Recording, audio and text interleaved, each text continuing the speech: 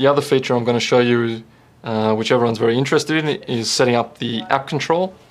So in this instance, we've got our Wi-Fi monitor here. This was a Wi-Fi kit. The first thing you need to do is configure the Wi-Fi. Okay, our Wi-Fi is on. We've got our Wi-Fi signal, and we would download the app from the App Store. Okay, so let's do that now. The app is FERMVISION Wi-Fi, which we're going to install. Okay, so there's the app downloaded, and we'll open it for the first time. When the app opens for the first time, you'll see a plus button, which tells you to add a device. You've also got menu options down the bottom called Devices, Events, and a More screen, which goes to the album, so a help file, and the About. But if we go back to Devices and we click, we've got options here to scan a QR code, manually input a device, or LAN search. We're going to scan the QR code and click Next, Allow. The QR code is on the back of the monitor.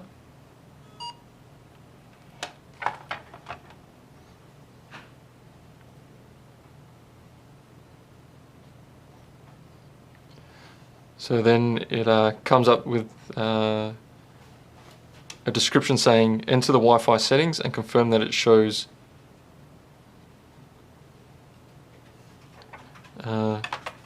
the access point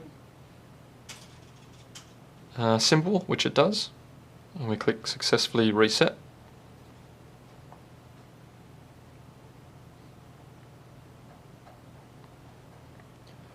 Now it's going to ask which Wi-Fi network to connect to. I'm going to connect to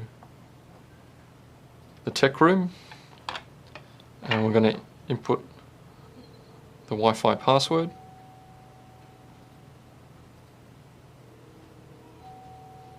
Once we're finished, we click Next.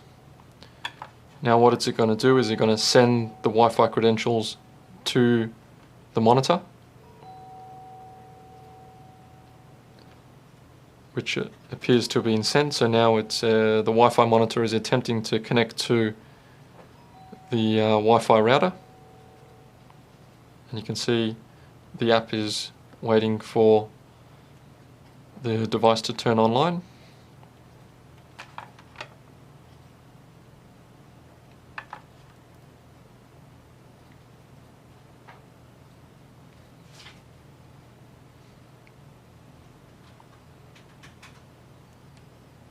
As you can see, the SSID for the Wi-Fi router is shown up. We have to remember that the Wi-Fi connection is via 2.4 GHz only, so it only works over the 2.4 GHz frequency. It doesn't work over 5 GHz. So that monitor is now connected. We get the option for device name and the time zone, which in this case is correct, Australian Eastern Standard Time. We go confirm, and the device is now showing up on our app. To test that, we can click on the screen, which enables, when we connect back to the device, it will ask us to please change the default password. The new password is recommended to be between 4 and 16 numbers. We're just going to set it as 1, 2, 3, 4 in this example, which we hit confirm.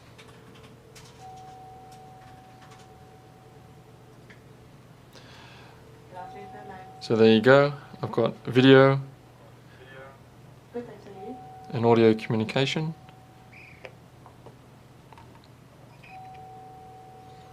To the door station. If we want to do door release,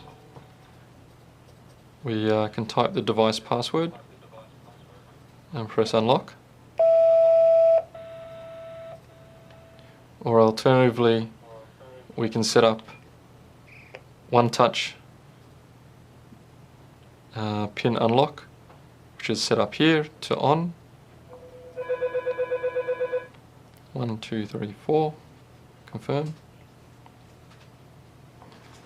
So now when we hit the lock release, it will unlock the door automatically. So again, the app is configured. We can close the app and we can test the Wi-Fi calling.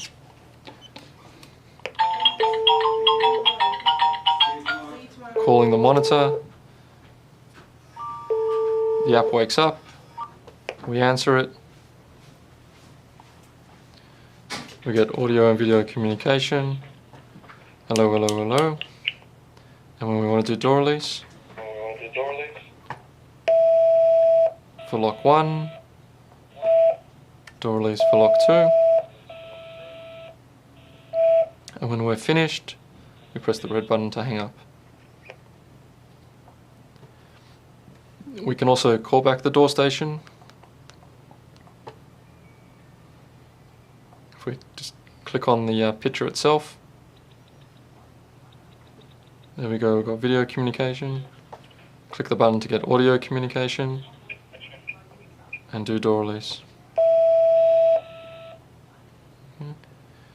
If we want, we can also turn the app on its side.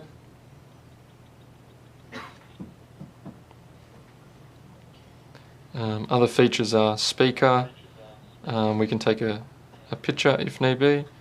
We can record video to the device. Those are probably the main features that you would use. Another feature of the app is you can actually have multiple devices connected and viewable on the same app. So we've just connected our first intercom system, but we can always press plus and add another one onto the app itself if you want to manage multiple sites all via the one app. This is Josh from FERMVISION Australia. Bye for now.